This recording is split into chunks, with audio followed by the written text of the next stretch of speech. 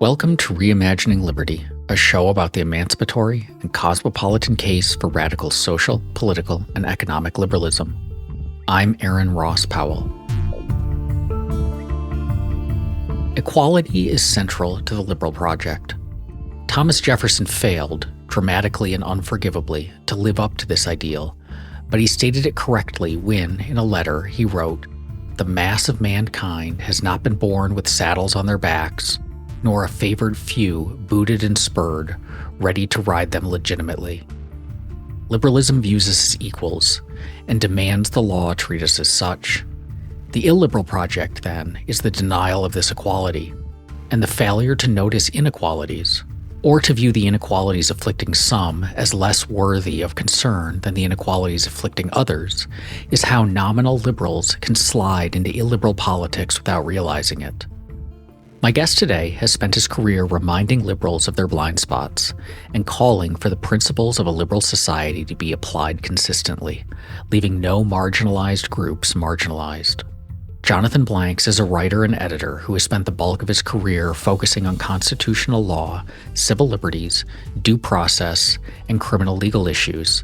After more than 12 years at the Cato Institute, Blanks has spent the past few years writing about American culture and the effects of police policy. Reimagining Liberty is a listener-supported show. If you'd like to listen to episodes uninterrupted by ads from our sponsors, you can become a supporter. You'll get my newsletter ad-free as well.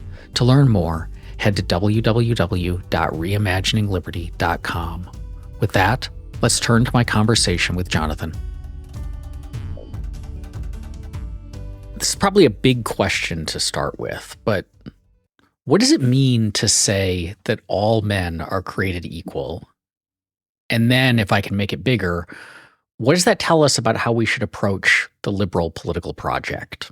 I think, at the beginning, at its most reductive, what all men were created equal meant when those words were written was that, educated, propertied white men wanted the same political rights and they didn't want to be taxed and all the trappings that went along with that. But over the course of American history, it's been expanded to more and more people. So we don't think of it as all men are created equal, but think all people are created equal. And that, that's been expanded to black men, women, LGBTQ, and that's come through lobbying, legislation, constitutional amendment, and even war. And equality has been this sort of constant point of conflict throughout American history and throughout world history. And I think it's too easy in the current discourse to sort of when the tensions between liberty and equality that when they play out in the American political context is, it comes down to, special, like the conservatives will mark it as like special rights or put out these ad absurdum arguments that, like Harrison Bergeron, where like too much equality is going to end up in the stultification of excellence. And I think while that is its own sort of tyranny, that's not really what we're talking about. And I think certainly there is an argument that putting equality above all other values, as some political stripes do, like, you're hardcore communists and socialists. But that's not what I think. That's certainly not what liberals are arguing for. And when you think about these barriers to equality that really hinder people's pursuit of happiness, if you will, those hindrances to equality are actually hindrances to the liberal project and hindrances to liberty in and of themselves.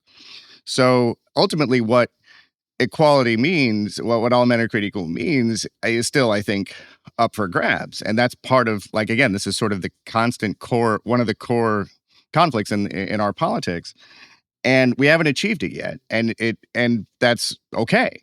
But unfortunately, I think in the current administration, we're obviously moving in the wrong direction. And so as liberals, when we're looking forward to what do we want and what are we going to be fighting for, part of it is fighting against the imposition of more inequality or the reimposition of inequality through various edicts and erosions of protections and liberties. This is interesting because I think it exposes a tension in the rhetoric of the right and a tension that's become much clearer in the first don't even know how many months, John, it's been of the new Trump administration, that there was, as you said, there's a tension between equality and liberty, and achieving perfect equality means restricting liberty was an argument, and there is a lot of truth to that.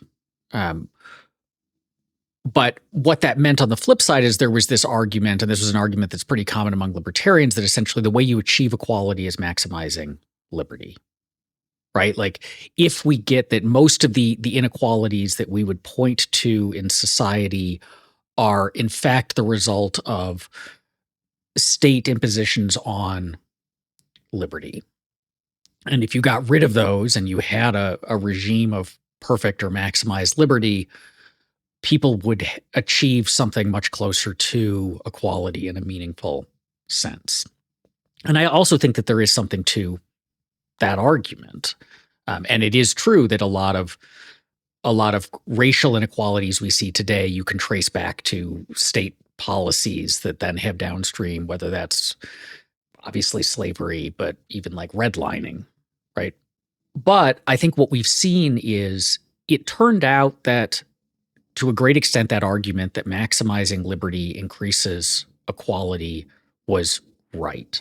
That a liberal society raised the wealth and status and access to social goods and access to essentially dignity and respect of traditionally marginalized groups, whether that was racial groups or sexual orientations or women. That, as we've discussed on the show in the past, like liberalism made women rich because it made everyone rich, and that wealth allowed them to kind of demand a level of equality that they couldn't get when they were dependent upon husbands. But, and this is the tension that I think what you just discussed gets at, is it turns out for a lot of people on the right, they didn't really mean it.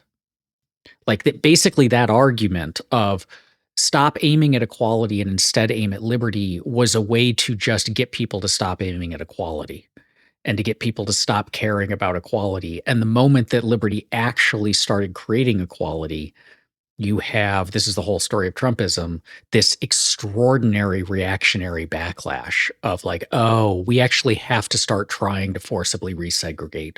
We actually have to start trying to lower the status of women and get them back into the homes. We actually have to start trying to drive LGBT people out of the public square. We have to step in and put those impositions on liberty back in, because it turns out, yes, liberty actually was creating equality. Yeah, I mean, it's sort of ironic that we got too good at this.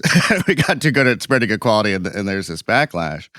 But yeah, I mean, that the hypocrisy has always been there. It's one of the things that sort of drove me away from sort of the strident libertarianism that you and I grew up in, so to speak. Where I would say the Civil Rights Act, it was one of the most liberating pieces of legislation, since the, since at least since the 19th Amendment, and before that up to the Civil War amendments, right? The fact that, they passed it and they're like, no, actually, we mean this. And of course, libertarians have always been very critical of the accommodations clause, because the accommodations clause, if you don't know, is basically saying that private institutions like restaurants and hotels cannot discriminate on the basis of race if traveling, so basically you couldn't travel through the country if you're black, you couldn't travel throughout the South and be guaranteed a place to stay. And so the accommodations clause is like there. That's too much of an impingement on, on the freedom of association and that sort of thing.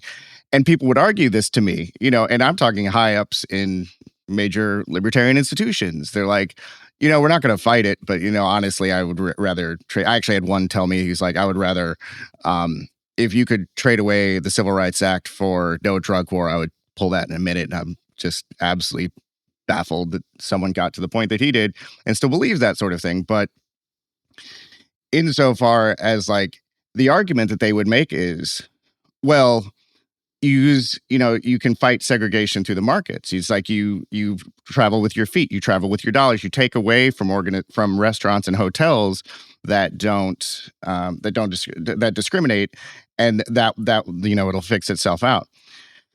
Well, basically, and it's like, and you can also protest, they would say. And then it turns out we had that, and now it's called cancel culture, and it's absolutely derided on the right by the people who are telling me this was going to be the way to get to civil rights, not using the government. And also, there's this sort of this illusion that they're like, well, legislation doesn't really erase racism, and there's a certain amount of truth to that. I mean, there's considerable truth to that.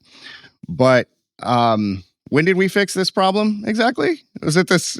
It's like, if we're like, well, we finally said that the Constitution means what it says.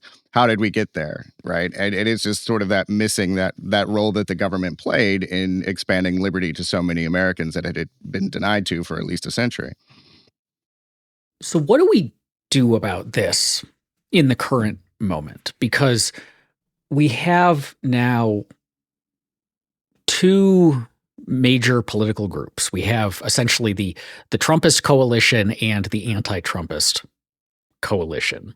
And the anti-Trumpist coalition is largely Democrats and kind of old school center left to progressives, that side of the old binary in American politics. But it also includes your never Trump Republicans, bulwark crowd type people, neocons, and so on.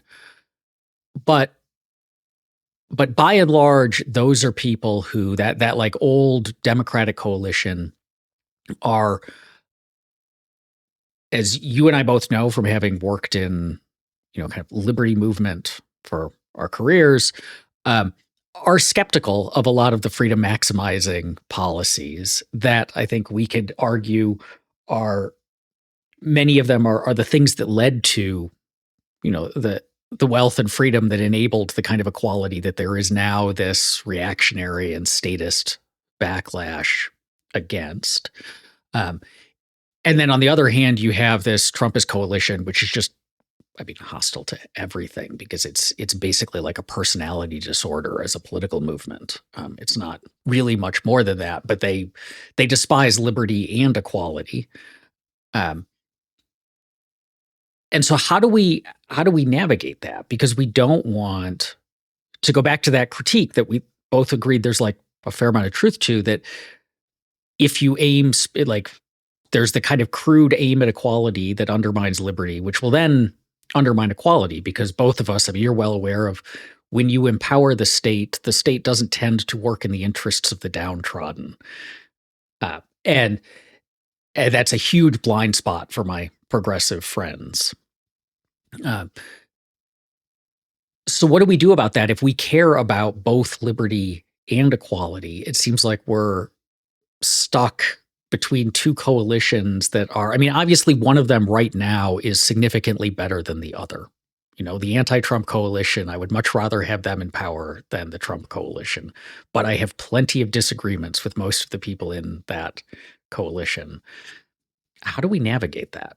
Well, if we think back to 12 years ago, we're working at Cato, and more often than not, we're fighting losing fights. That's just part of it. That if you're, as the defenders of liberty is eternal vigilance, and it's also taking an L. It's taking a lot of L's, really. And so the policy arguments, you just pick your battles, and you say that, okay, well, this is where we're going to align with this group and fight for this thing, and hopefully we can either mitigate the harm that's coming with the new bill, because most new laws seem like L's, but also just trying to think about what it is that we can do in our areas of specialty. But I think stepping back a bit and thinking more about, sort of the broad picture, and getting more people onto this on the anti-Trump side, is really about talking about dignity and what it means for, what that means in practice and what that means in policy. So, for example, the way that they're treating migrants and throwing them into, torture chambers in El Salvador, that's against human dignity. That's wrong. And as Trump gets more and more of his stuff over the table and like trying to get stuff implemented, he's going to hurt more and more people. Trump supporters are already, feeling the hit. So it's a matter of like, okay, well, welcome to the party.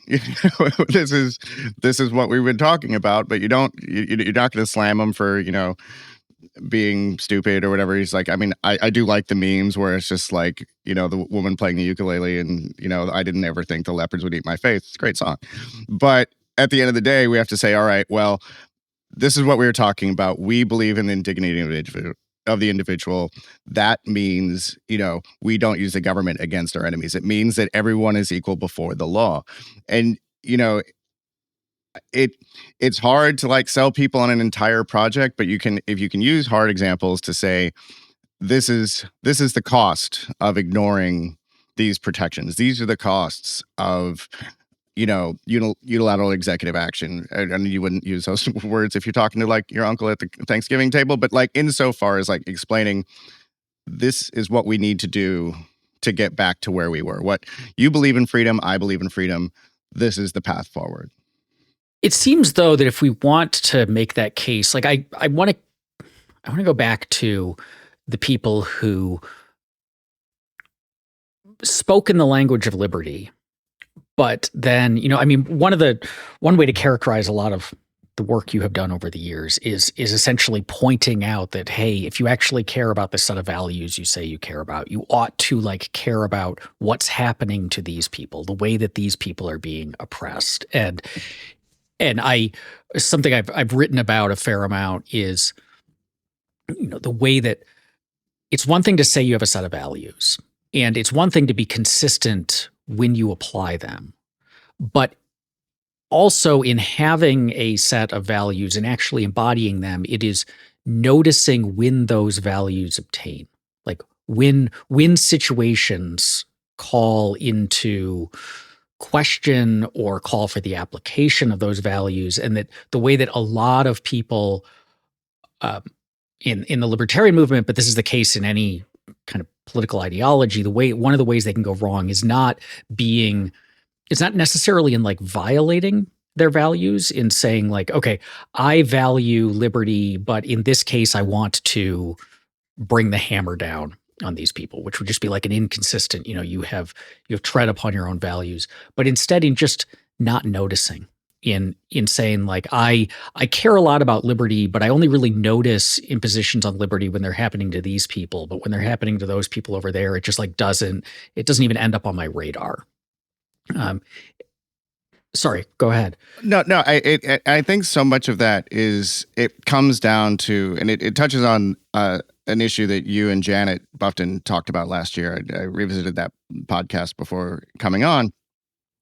And it's just like, if you take like the fusion route where libertarians and conservatives were massing against, the left and communism, you have this sort of like social milieu where you're just like, okay, it is coming from the right.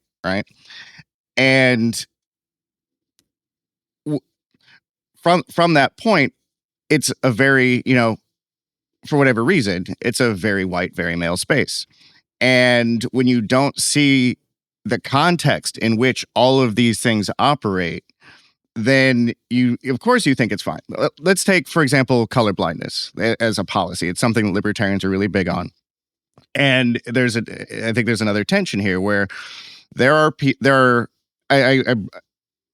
kind of put them in crudely in like two different categories. It's sort of like a useful idiots category and a I know what I'm doing category, sort of like a Lee Atwater. So the useful idiots are like people who strongly believe that they're doing the right thing because they believe that colorism in law only leads to bad outcomes. And again, there's a good reason to believe that, and I'm on board with the basic core of that. But they don't understand the context in which they're operating. And then there are the people like Lee Atwater, who was the campaign director for George H.W. Bush and a longtime Republican operative, who talked about how Republican not I don't use propaganda, campaigning would what they the euphemisms they would use to get to the core audience, because when you had the shift, the southern shift from the Democrats to the Republicans, they had to be ways to reach that audience without coming out and using dog whistles to get the racists to listen to you but not actually sound racist. And so he's like, you say busing, which is desegregation, right? That was a political issue in the 70s and 80s when we were growing up, which was, of course, 30 years after Brown v. Board. And you say welfare and all these things that in and of themselves, well, particularly with like welfare and all that, there are, again, libertarian arguments for why they should be curtailed or eliminated so that the market can make people richer. That's fine. There are traps that welfare creates, and that's absolutely legitimate. But not understanding the context that most American cities have poor Black neighborhoods, and those exist because of both private and public policies over years, whether it's redlining, as you mentioned, or the Eisenhower Highway project that destroyed, Black neighborhoods that had, that had, thriving business districts. Or you have terrorism and like house bombings when people in Chicago, where, they were trying to desegregate neighborhoods and they blew up their house when Black people moved in. These are the histories of why these things have happened. And so you're just like, oh, can we be race conscious? Can we fix the problems of the past? And, for every right, there is a duty. And for every rights violation, there should be a remedy. These are old rights violations. They have real world effects today. And the idea that like someone growing up in a poor Black neighborhood has the same opportunity that a kid who's growing up in the Upper West Side of Manhattan going to a private school because his parents are rich and he's white, like, it's just not real. And it's like understanding there has to be some sort of, now how to fix that, it's a long, complicated story, and I don't have a simple answer. I wish I did. But like insofar as like understanding that these policies came from somewhere, and the people who are still fighting for liberty and still fighting for equality, which in many ways are the same thing, in these in sort of the most extreme cases, finding a way to fix those problems is, I think, outside of once we get past Trumpism, is, again, we need to get back to that, because that is where so much of the disconnect happens between the sort of traditional right and the traditional left, because the right is saying, well, no, we don't want special rights. And I'm like, dude, it's not about special rights. It's about giving help to the people who need it. I do think that coalition, you mentioned the fusionism, is a big problem for this. And one story of the last decade or so is the fusionism has become more obviously untenable. That I don't think it was ever. I mean, I think fusionism was always a mistake. I think it was a mistake because the conservatism and the right and libertarianism are philosophically incompatible. The right is a project of maintaining hierarchies, and liberty is ultimately dissolves hierarchies. That's like one of the things that it does. And so there's a fundamental incompatibility between these two views of the world and the ultimate aims, even if you can agree on a handful of policies for some period of time. And I also think it was strategically, tactically a mistake, because I don't think it led to libertarian victories. I think the big victories for liberty that we can point to in the last 50 years are not things that the right championed. It's, like, we're on our way to ending the war on drugs. That wasn't the right. Gay marriage, like we enlist these. They were not things that came from the right. Lower taxes, but even there, it's been like inconsistent.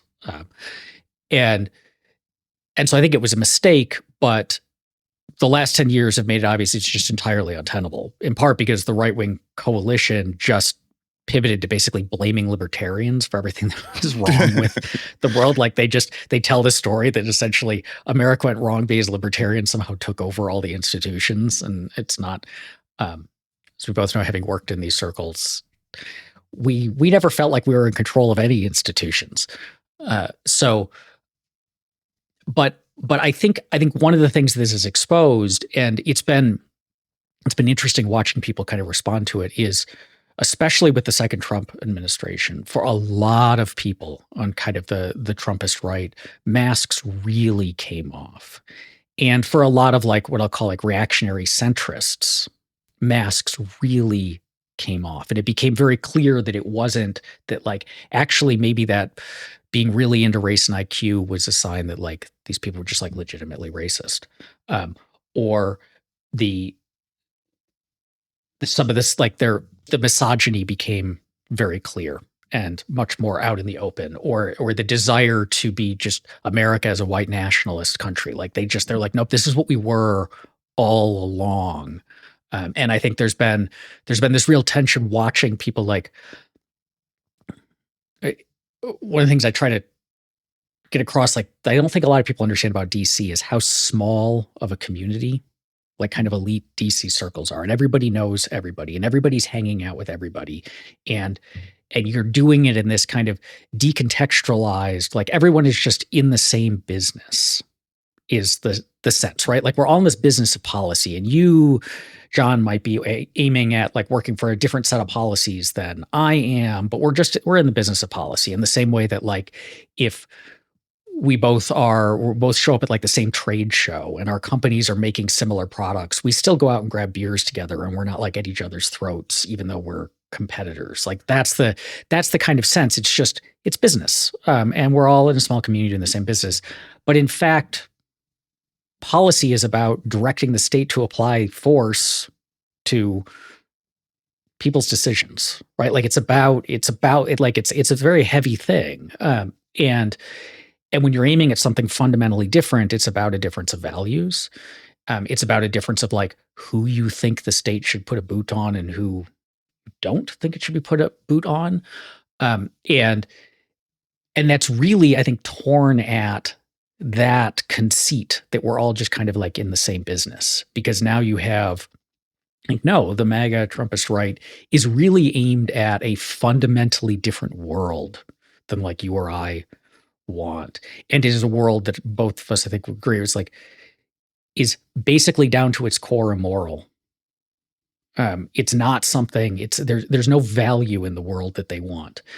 And I think the masks coming off, it's like one of the things we have to get past is like, oh, these people that I used to have drinks with, we see each other, actually like aren't good people.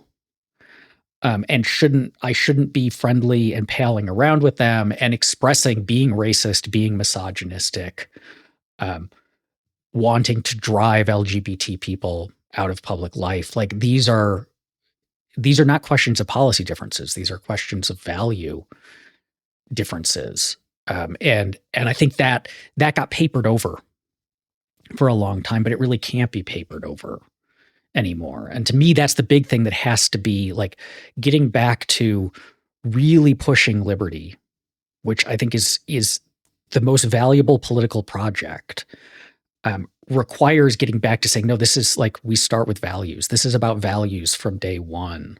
And we need a coalition around values. And the problem with fusionism was it was like, my allies are the people who I can draw a list of some policies and say we agree on these policies. But the Trump years have shown like when the policies preferences are motivated by incompatible values, eventually you diverge of the policies too. Yeah, it would be nice if, every time someone could just, like a liberal could just say racism is bad, full stop. Unfortunately, that's not my experience. It was racism is bad, but it's worse if we get the state involved. And, again, for a good number of that's correct. For many policies, that's absolutely correct. But there was this reticence to condemn racism. And part of it, I think, was probably donor driven. But I think part of it was also just, again, that cultural milieu where they come from the same place and they're, the uncomfortable truths is like, yeah, John, race is a social construct. We shouldn't put the state behind it. But also, race explains, disparity, like economic, educational, intellectual disparities, IQ, and that sort of thing. It seems that, and I have, my qualms with how ACLU National runs its operation. But insofar as like you can understand it historically, where like that's where the libertarians and the liberals got together pretty well. It's like we're defending, we're defending constitutional rights, except guns, which whatever. But insofar as like they can put lawyers out defending Nazis who are marching through Skokie, Illinois, but they're not inviting them to dinner. On the libertarian side, you see Amy Wax at Cato, you see, Charles Murray at various events. And it's not just Cato. I'm just talking about the right milieu. I mean, Charles Murray wrote a book that, tried to justify a racial hierarchy, didn't consider the context, of course. And he's got no expertise in genetics, whatever. And as a child, he burned a cross and he said, oh, I didn't really make anything about it. It was really stupid. Like, you have a cross burning eugenicist, you keep inviting to do things. And it's just like, no, actually, liberals should say racism is wrong. And I don't say you have to call Charles Murray a racist, but insofar as like you have to understand that like there should be some line drawing in who you are. Now, like in a voting coalition, that's one thing. And if you're talking about a political party, but actually taking a stand and saying racism is wrong, regardless, not necessarily calling people racist, but like saying racism is wrong, is something that liberals in the right centered space haven't been very. It's not that they won't do it, but they almost always qualify it, and it's been frustrating for years trying to fight against that because again, working in libertarian space, part of the project I was working on for a while was trying to make it a place better for Black Americans and other people of color, and other minorities generally. And it seems it's so weird that a group of people who define themselves by liberty have so few voices of a group of people for whom liberty and the American project has always been a massive tension, like from slavery to Jim Crow to now. And that disconnect is real, and there is reticence to fight. It's like, to ameliorate it, where they're like, why I don't want to get involved in identity politics. All politics is identity politics. If you talk about farm policy, you're talking about farmers. You're talking about, rural America, like, and their access to broadband, that's an identity. All these things, again, and so long as you actually have, Black neighborhoods who get policed differently, who have different access to food and all these other things, race still matters, even though it is a social construct. They're right. But like, so that rejection of understanding that there's a problem in the first place, this sort of detextualized freedom that is so prevalent in in right tilting liberalism. I mean, I'm just sick of it, frankly. And it's so it's a values-based liberalism is absolutely the way forward. It's again, it's like talking about human dignity, talking about individualism. And it doesn't mean that everyone has to like agree on every single policy choice. It's like, oh, well, they're oppressed, therefore, when they say that they want this, they want this solution, we must give it to them. No, you still get to like weigh you weigh the equities and you say, well, is this actually going to improve people? Does this actually create more problems than it solves? Absolutely on a case-by-case basis. But insofar as like actually standing up and saying, no, the racists don't believe what we believe fundamentally.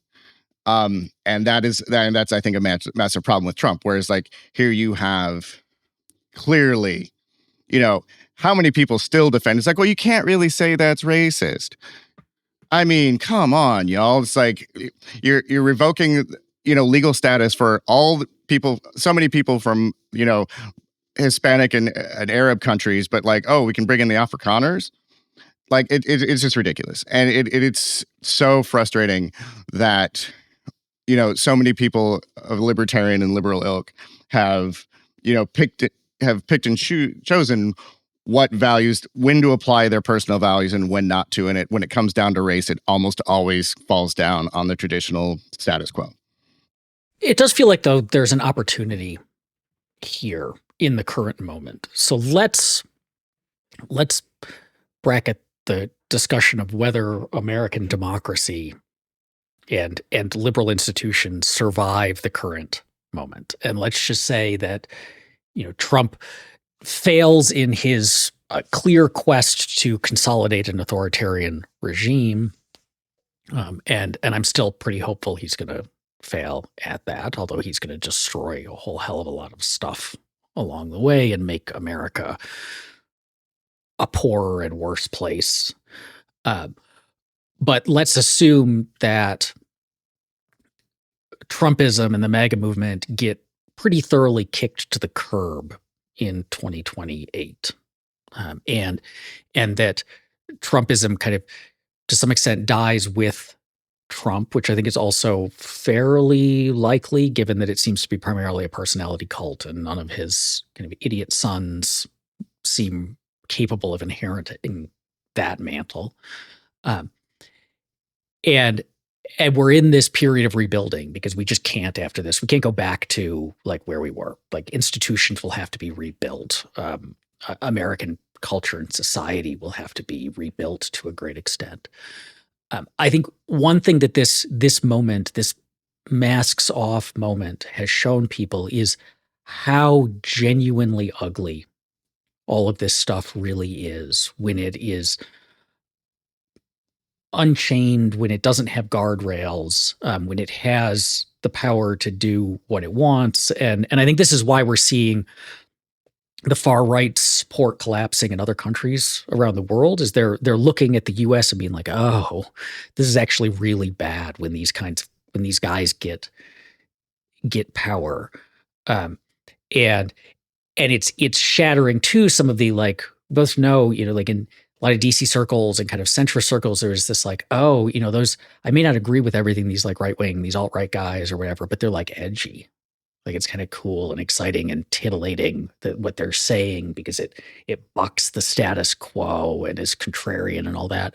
But and we're seeing this with some of like even like Richard Hanania was talking about this, like, but you're seeing this kind of like, oh, these people I palled around with actually, when they said they were Nazis, they actually were. Like, they meant it, and Nazism turns out to be like actually kind of bad. It's not cool and edgy, like there's this realization, which is, it's frustrating how long it took for these people to realize that, but we're and so it does feel like the far right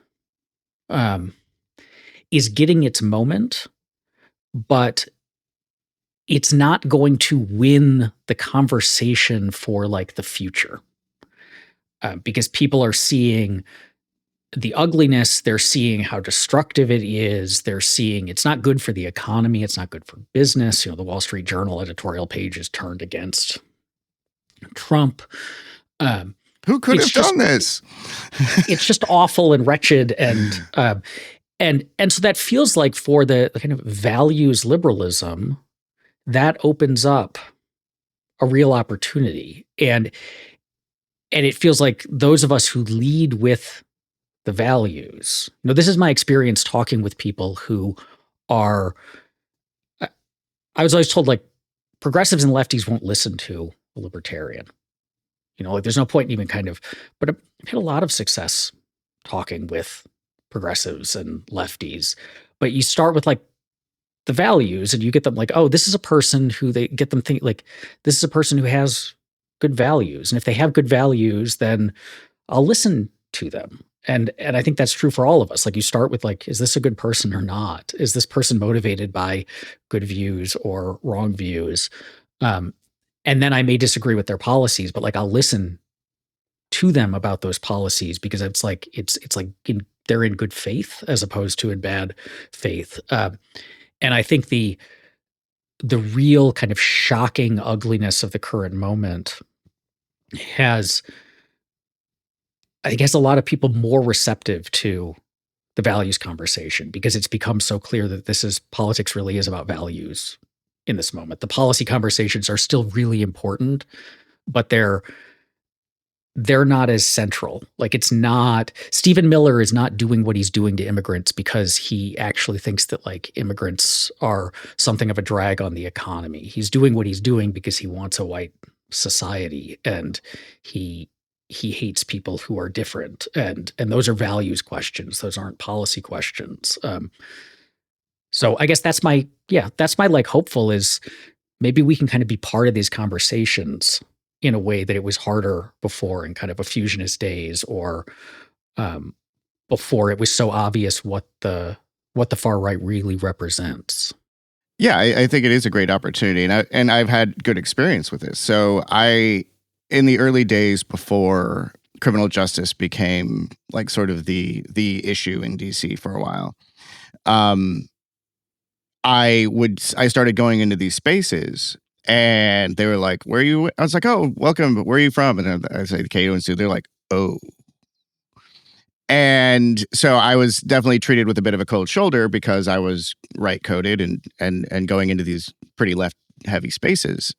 And then I started talking, and we started, and we had a lot in common, and we had like we feared the same things, we were against the same things, and I became as accepted as anyone else who, they're just like, and sometimes it's pretty condescending. They're like, "Oh yeah, he's one of the good ones," which depending on the space has more interesting and funny meanings. But insofar as, yeah, just meet people where they are, and show that you have the same values, and it can work. And I think that, sort of piggybacking on that and what I said earlier, it's like the more that Trump gets to do, the fewer people that will support him outside of his sort of white nationalist grievance clan, which is large, and it's influential. Um, but insofar as like, again, if you're into low taxes, maybe. But even then, they're like, even Trump is like, maybe we need to tax some people because, all these things that I want to pay for, they're really expensive. Small government folks, come on. No, it's not working. Like trimming around the edges at Doge, like it was just absolutely ridiculous, where it's like, oh, okay, we're going to cut this few million here, a few million there, when like it's not even going to cut it's not even touching the interest on the national debt and all that, so they're not happy. Free traders, obviously not happy. Civil libertarians, obviously not happy. And you go down the list of like traditional, like Republican, policy people, and there's who's left? Like who's still getting what they want? And so, yes, there are groups of people who, because it is a personality cult, because it's like they make them feel good, and they don't really think about, they don't think about policies. You can call them low information voters, whatever. Like there's always going to be that core that you have to fight with. But insofar as once Trump is gone, that what's left, and there's going to be a whole lot, like no one's going to rally to the banner of Stephen Miller or Steve Bannon. It's not happening, which is great. But obviously it's trying to figure out how to fix this going forward. I was talking to a few weeks ago, I was talking to a Republican staffer that I've known my entire time in DC. And he works on the Hill. And, he was, he's like in a candid moment, he was just basically saying, so much of the problem is because, I mean, so many people on the Hill don't like Donald Trump. They don't like any of this stuff going on, but they feel that they have to, through either literally violence, intimidation that came from January 6th and pardoning all those people, and his supporters acting out, but also just the political consequences, because they're in deep red districts where they're winning by 34 points. You cannot, and so they need sort of the crazy Trumper class to get out of the primary so they can win. And so because they are self-interested, and it's like figuring out new ways, I think, not to get too into the weeds on this because there's so many different things we can talk about, but just like it's something I hadn't really thought about before that moment. But basically how the rigging of districts so that they're completely safe from any sort of partisan challenge allows the radicals to solidify their power, instead of because Trumpists have never been a majority, even if because I don't think most people who voted for Trump voted, for all the stuff that they're getting. I mean, they did and they didn't. But really finding new ways to rearrange the political system in ways that actually allow for competitive fighting, so actually be more representative of people that and what they want. I don't believe democracy is going to fix everything. I remember talking to a lefty activist many years ago, and she's like, we just need more democracy. We just need more democracy. I'm like, that's not, have you met? I mean, it's like, they just had tension. It was like, well, if you say we're in a white supremacist society and what we need is more democracy, I don't think you know what you're asking for. but insofar as I do think people with different values need more say in the system, and right now it's sort of skewing in the wrong direction. I hope you enjoyed today's episode of Reimagining Liberty. If you'd like to listen to future episodes free of ads and sponsorships, you can become a supporter for just a few dollars a month. Head to www.aaronrosspowell.com to learn more.